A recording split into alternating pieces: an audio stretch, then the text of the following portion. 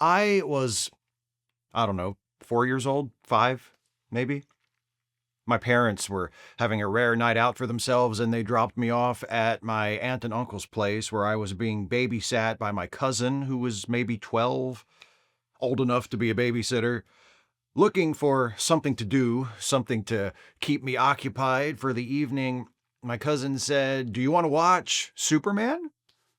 I said, "Yes, of course." I loved Superman.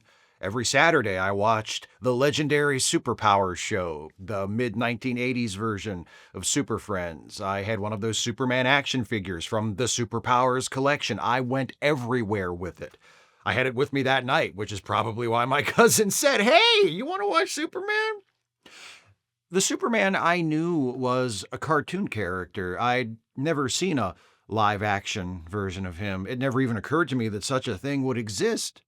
Even at that tender age, I knew people couldn't really fly, or lift cars over their heads, or deflect bullets with their chests. He's a cartoon. He can't be a real person. It's not possible. My cousin pulled a VHS tape from a shelf below the TV in the living room. He loaded the tape into the VCR, and he didn't push play at first. He pushed fast forward. I guess he figured my child's attention span wouldn't be up to watching the movie from start to finish. He was probably right. He got to the part of the tape he was looking for and pushed play, and there, on the screen, was Superman.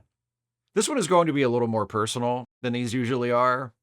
If you were hoping for a smart-ass plot summary or a critical analysis of a particular work from Christopher Reeve's run as Superman, it might not be for you.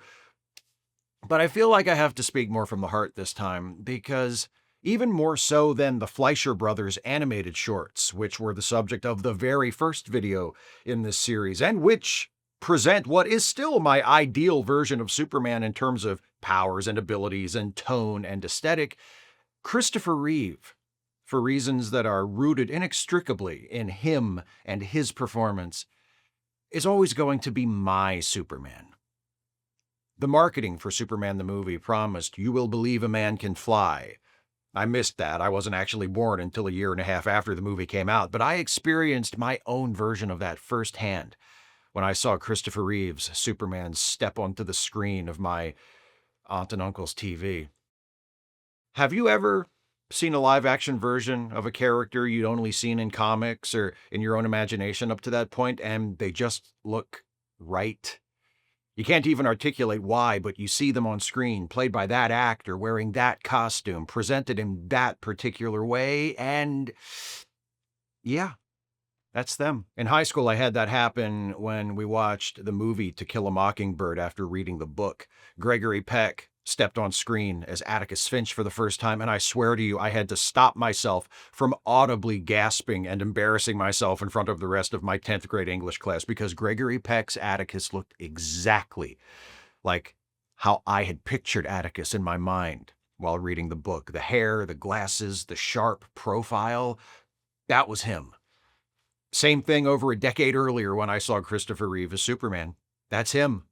A tall man, big, obviously strong, muscular, but not bulky like a bodybuilder. His height, Reeve was 6'4", the same height his Superman reports to Lois Lane during their timeless interview scene, allowed him to wear the muscles in a way that also kept him slim, which somehow made him less threatening. His eyes are kind and earnest, and his smile is one you know you'll remember for the rest of your life the first time you see it. Most importantly, you believe him. You believe in him instantly. He rescues Lois Lane from a crashing helicopter, his first public feat of heroism, and as he's about to fly away, she asks the obvious question, "Who are you?" He says to her, "A friend." You believe him. Later, during their interview on Lois's balcony, he tells her, "Lois, I never lie," and you believe him. He's a grown man walking around in an absolutely ridiculous outfit, an outfit taken almost verbatim from the pages of comic books. None of the insecure attempts to make it more plausible or functional or cool that more recent live-action interpretations of the costume have had. A bright blue unitard with a red and yellow stylized S on the chest, red trunks with a yellow belt, red boots, a red cape with another yellow S emblem on the back. It's one of the silliest things anybody could ever wear. But when you see him wearing that in the movies, do you laugh at him? No. Why not? Because you believe him. That's what he's supposed to be wearing. He's Superman. For decades now, the knock against Superman has been that he's too clean, too perfect, he's too strong, there's no vulnerability, there's nothing you can do with him to make him interesting. Ever since superhero comics took a turn for the dark and the gritty and the, we thought at the time, serious, there have been writers and artists making this complaint about Superman, trying to solve this, so they think, problem with the character. And I really wish that more of the people who think of Superman this way, who find him challenging to tell stories about for these reasons, would watch the Christopher Reeve Superman movies and really pay attention. Because it's all right there on the screen. How do you write Superman? How do you make him compelling? How do you introduce conflict and suspense into a story where he is the hero? It has nothing to do with his power level. It has nothing to do with whether or not the chosen villain can beat him in a fight. It has nothing to do with kryptonite or magic or any of his other contrived weaknesses. Do what Christopher Reeve did, what Richard Donner did, what Tom Mankiewicz, who wrote the final draft of the screenplay for Superman the movie, did. Make us believe in Superman. And above all else, make us believe that he cares. As played by Christopher Reeve, Superman is a being whose godlike power is succeeded only by his humanity. He can fly, he's bulletproof, he can see through solid walls, he's strong enough to lift a helicopter with one hand or carry a yacht into the middle of a city and deposit it in front of a police station. But he stops to answer the cries of a child whose cat is stuck up a tree. He can calm an earthquake and stop a flood and catch a bus full of children before it slides off a bridge. He can even, we learn in the last act of his first movie, fly fast enough to turn back time itself. But when does he unleash that unthinkable power? When he confronts the death of Lois Lane, the woman he loves. When his heart has been broken. Did you ever have that conversation with your friends when you were kids where you'd imagine what you would do if you had Superman's powers? Inevitably, one of you would say, I'd use my X-ray vision to spy on people changing in the locker room, or some other horrible adolescent fantasy. And maybe later on, when you were older and wiser, you'd look back on that conversation and you'd say to yourself, that's the difference between us and Superman. He doesn't use his powers impulsively or selfishly. He uses his powers for good. Which he does. But Christopher Reeve's Superman also uses his powers impulsively and selfishly, doesn't he? Only he uses them to bring Lois Lane back to life, and in the process undoes the rest of the catastrophic damage caused by Lex Luthor as well. That's his version of using his powers selflessly. While I'm on the subject of Superman's feelings for Lois, do you see how he acts during their interview scene? Sure, Lois is gaga over him, but what about the way he looks at her? This private conversation with Lois Lane is the only time we really see Reeve's Superman seem shy, nervous, because he likes her. Can anybody seriously tell me there's no vulnerability to this character? A lot of people these days highlight the way Superman exemplifies the immigrant narrative.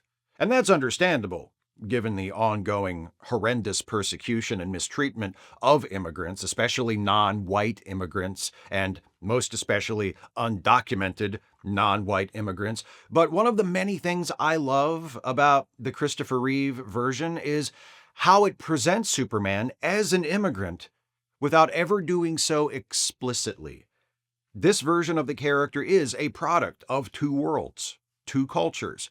He receives an education from Jor-El in the Fortress of Solitude, so by the time he flies past the camera in the blue suit for the first time, he knows all about Krypton, and he was raised on Earth in the United States, so he knows all about that too. He has two fathers, a birth father from Krypton and an adopted father from Earth. Right before he sets off to turn back time, he hears the words of both fathers. Jor-El telling him he's forbidden from interfering in human history, and Jonathan, his human father who died of a heart attack right in front of him, forcing him to accept that there are some things even he, with all his power, can't fix. And Jonathan telling him, son, you are here for a reason. And for me, the most important point there isn't which side he chooses, but that he realizes he is free to choose. Isn't that ultimately the point of the immigrant narrative? Not that immigrants should or shouldn't assimilate to their new homes, but that they are human beings who carry all of their experiences inside of them, and they have the right to choose and the right to be who they choose to be, just as Superman does. And what side does he choose? The human side, the empathetic side, the side of his heart. How is writing compelling stories with this character a problem again? If there's one aspect of Christopher Reeve's Superman that feels dated to more modern eyes, it's his version of Clark Kent. Since Reeve last played Superman in 1987, it's become more fashionable in comics pages and on screen to present a less comical, less affected, more casual, down-to-earth version of Clark. When the Reeve-Donner Superman film series first went into production in the 1970s, it was still the standard interpretation of the character to think of Clark Kent as Superman's disguise. Yes, Clark Kent was his real name, but the persona that most people knew, the bumbling, absent-minded, mild-mannered reporter, wasn't his real self. Superman was. Now, that model has basically been flipped upside down. In modern versions of Superman, Clark Kent is the real guy, and Superman is literally a costume he wears when he uses his powers. So, yeah, compared to that reading of the character, Christopher Reeve's broad, comedic take on Clark Kent comes across as old-fashioned. Personally, Reeve's Clark Kent isn't really how I see that part of the character either. I've always preferred the more no-nonsense Clark Kent, portrayed by George Reeves on the Adventures of Superman TV show. And yet, there's no denying that Christopher Reeve does some of his best acting in those Superman films when he's playing Superman, playing Clark Kent. Clark is where we get to see Reeves' spot-on comic timing. As Tom Mankiewicz once said, when we get to Metropolis, the quips start flying. And Clark more than holds his own in that busy Daily Planet newsroom with the likes of Jackie Cooper's Perry White, Mark McClure's Jimmy Olsen, and Margot Kidder's incomparable Lois Lane. Well. Any more at home like you? Not really, no. We also see his facility with physical comedy, like this ingenious bit where Clark reinforces what a weakling he supposedly is by struggling to open a bottle of sparkling water. There's a lot of subtle physicality packed into Reeve's performance. As Clark, he slouches to minimize his height. His body language is nervous. The tone of his voice is high and perpetually apologetic. His entire demeanor is deferential. It's as though Reeve read the classic description of Clark Kent as mild-mannered and said, "Got it." And there he is. Reeve's performance as Clark is even more extraordinary when you compare it to his performance as Superman, where he stands tall and is the picture of self-possession. While wearing a suit and tie like everyone else, he plays at being a misfit. But once he changes into those one-of-a-kind blue and red tights, he knows exactly who he is and where he belongs. It's an extraordinary physical transformation that consists of nothing more than a costume change and Reeves acting. And as we see in this rightly celebrated scene from Superman the movie, sometimes the costume change isn't even necessary. Clark has arrived to pick Lois up for a date, and while she's out of the room getting ready, Clark considers telling her the truth about who he is. Lois, there's something I have to tell you. I'm really... I was, at first, really nervous about tonight. The one potential problem with Reeve's Clark Kent from the point of view of character consistency, and this is getting into a little bit of the character analysis I said I wasn't going to do. Sorry for lying. I'm not Superman. He'd never have lied to you like that. Or would he? Because the one potential problem of Christopher Reeve's version of Clark Kent is that he is a total performance. He's not just secretly Superman and hiding it from people. He's putting on an entire persona that is false. And isn't that sort of dishonesty inconsistent with the rest of the character? Superman says to Lois, "I never lie," and we believe him, right? Was that a lie? Were we hoodwinked? Are we just suckers and saps for Superman? Maybe, but here's how I look at it. If Clark Kent is a lie, he's a lie Superman tells to protect the people he loves. It's the classic superhero secret identity justification. The hero thinks if my enemies found out who I really was, they would try to hurt me through the people close to me, and I can't let that happen. Superman doesn't use his secret identity as Clark to hurt or humiliate or take advantage of others. With his powers, he could be a superstar athlete or manufacture diamonds with his bare hands, literally generate wealth at will. He doesn't do that. He becomes a newspaper reporter. None of that is original to the Christopher Reeve version of the character. That's just standard issue Golden and Silver Age Clark Kent. But the point is, looking at it the way I've described, I am able to square the inherent dishonesty of his assumed Clark Kent persona with the fundamental decency and honesty of his Superman. It can still be read as a selfless, others-centered thing to do, and it's done in the service of a greater good. Despite how Silver Age-inspired and performative Reeves' take on Clark Kent is, we do get a brief glimpse at what the real Clark is like in, of all places, Superman 4, which is pretty much unanimously considered the least of the series. It comes early on, when Clark has returned to Smallville following the death of his mother. He's decided to sell the family farm, the place he grew up, and he meets with a real estate agent who is an old friend of the family, a guy who's known Clark since Clark was a boy. Clark is still affecting a persona to a certain degree. The shoulders are still hunched, the voice isn't quite as deep as when he speaks as Superman. There remains a bit of gee whiz about him, and he makes sure to show the real estate agent how utterly incompetent he is at hitting a baseball.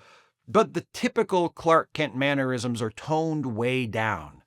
He's dressed more casually than we've ever seen him as Clark, flannel shirt and blue jeans. He's not being completely himself, like he is, say, with Lois in Superman 2 after she discovers his true identity, but it's as close as we ever get to seeing Christopher Reeve's Clark Kent present himself as more or less a normal guy, rather than an awkward bundle of nerdiness and neuroses. Christopher Reeve played Superman in 4 films. Of those, really only the first 2 are what I'd call good. Superman 3 has its moments, and Superman 4 has a good idea at its core, but neither the budget nor the skill behind the camera to realize its potential. Superman the movie and Superman 2 are still among the greatest superhero films ever made, but I've noticed something. Ever since Christopher Reeve had the horse riding accident in 1995, and especially since he died in 2004, God, has he really been gone for that long? It doesn't seem possible. Ever since then, I've felt this profound tenderness toward Superman 3 and Superman 4. They're both bad movies. Superman 3 is rife with flaccid comedy, and Superman 4 is a mess on multiple levels, but they've both also got Christopher Reeve as Superman. And that's a precious resource wherever you find it, because we can't make any more of that.